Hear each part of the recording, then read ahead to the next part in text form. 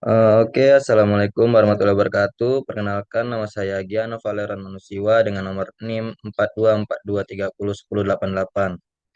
Di sini saya sebagai ketua dari tim 2 yang dimanfaatkan oleh Pak Sani dengan judul PBL Desain Sistem Pemantauan Kualitas Tidur dengan Deteksi Gangguan Pernapasan. Di sini izinkan saya membacakan atau menyampaikan PPT yang telah saya buat. Di sini ada beberapa anggota kelompok saya. Lalu, apa sih yang kami kerjakan pada PBL kali ini? Jadi pada PBL kali ini kami membuat desain sistem pemantauan kualitas tidur dengan deteksi gangguan pernapasan. Sebelum itu, apa sih desain sistem pemantauan kualitas tidur dengan deteksi gangguan pernapasan? Jadi itu adalah sebuah alat yang dapat mendeteksi detak jantung, aliran darah, dan gerakan seseorang pada saat tidur. Jadi kita akan mengetahui apakah orang tersebut tertidur dengan nyenyak atau tidak, apakah detak jantungnya berdetak dengan normal atau tidak, serta apakah aliran darah orang tersebut mengalir dengan lancar atau tidak. Hal tersebut dapat kita lihat melalui web yang akan kami buat dan dapat kita monitoring secara berkelanjutan. Nah, serta apabila PBL ini dilanjutkan hingga semester depan, kami akan menerapkan sistem IoT pada proyek ini agar dapat memantau dari jarak jauh, kapanpun dan dimanapun sesuka kita.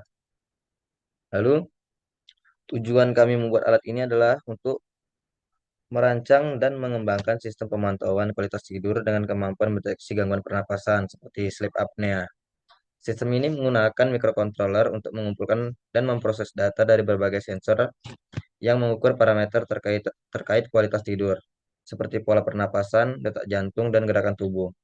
Deteksi ini, deteksi gangguan pernapasan selama tidur sangat penting karena masalah seperti sleep apnea dapat berdampak serius pada kesehatan, seperti peningkatan resiko penyakit kardiovaskular, hipertensi, dan kelelahan kronis. Sistem ini akan memantau pernapasan dan tanda-tanda vital pengguna selama tidur dan memberikan peringatan jika terdeteksi gangguan seperti berhentinya pernapasan sementara, yaitu apnea, atau pola pernapasan yang tidak normal. Data yang dikumpulkan juga dapat dianalisis dengan memberikan laporan kualitas tidur pengguna yang dapat digunakan untuk diagnosis medis lebih lanjut atau sebagai bahan konsultasi tenaga medis. Nah, kami di sini menggunakan 4 komponen utama, yaitu ada piezoelektrik, ESP32, pulse oximeter, dan accelerometer. Di sini ada blok diagram, yaitu tiga sensor utama akan dihubungkan dengan ESP, yaitu sensornya itu adalah pulse oximeter, piezoelektrik, dan accelerometer. Nah, jika ketiga ini telah mendapatkan data, maka akan diolah oleh ESP. Lalu ESP akan memberikan output ke web yang akan ditampilkan secara real life atau real time. Nah, di sini ada flowchart yang diawali dengan mulai, lalu ada instalasi ESP atau inisialisasi ESP, lalu ada konfigurasi sensor. Di sini kami menggunakan tiga sensor. Yang pertama adalah pulse oximeter, yang dimana dia membaca data dan memproses data. Lalu setelah membaca data, sensor tersebut akan mendeteksi kadar oksigen. Jika terdeteksi, data tersebut akan disimpan. Jika tidak, maka akan kembali melanjutkan ke membaca data. Lalu ada instalasi instalasisasi accelerometer. Nah, itu sama juga, dia akan membaca data dan memproses data. Jika gerakan terdeteksi, maka akan menyimpan data dan jika tidak akan kembali lanjut membaca data. Lalu ada piezoelektrik.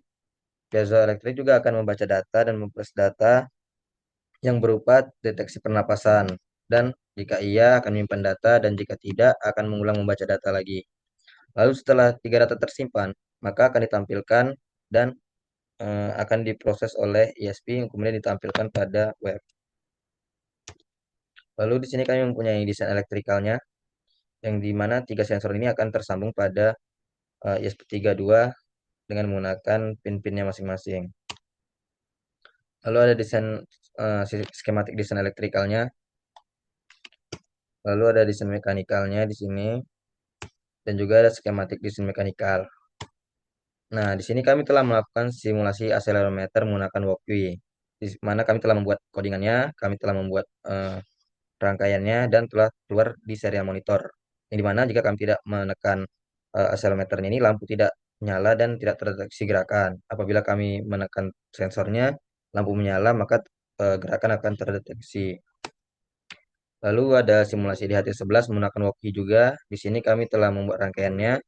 Kami juga telah eh, membuat codingan dan menampilkan serial monitor yang dimana serial monitornya menunjukkan temperatur 24, 75, dan kelembapannya itu adalah 40%.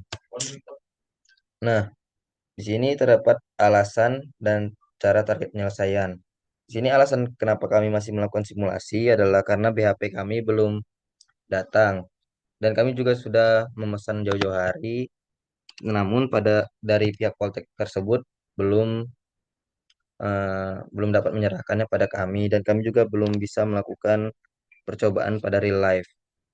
Jadi kami mendapat arahan dari Manpro untuk mencoba simulasi menggunakan ESP32 dan di atas 11 yang dimana kami telah membuat aplikasi juga untuk menyambungkan data yang diterima oleh di atas 11 lalu diolah informasi menggunakan ESP dan ESP menampilkan data ke aplikasi dan itu telah berhasil dan kami akan menampilkan pada video percobaannya nanti.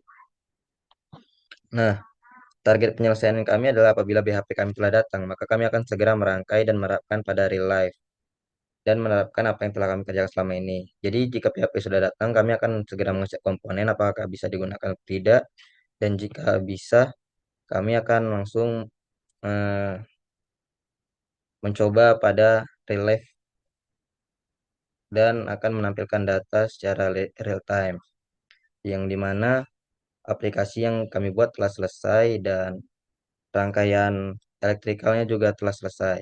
Dan kami hanya tinggal membuat atau menyambungkan ketiga sensor tersebut ke ISP dan ISP akan mengolah data dan outputnya akan ditampilkan oleh web atau aplikasi yang telah kami buat.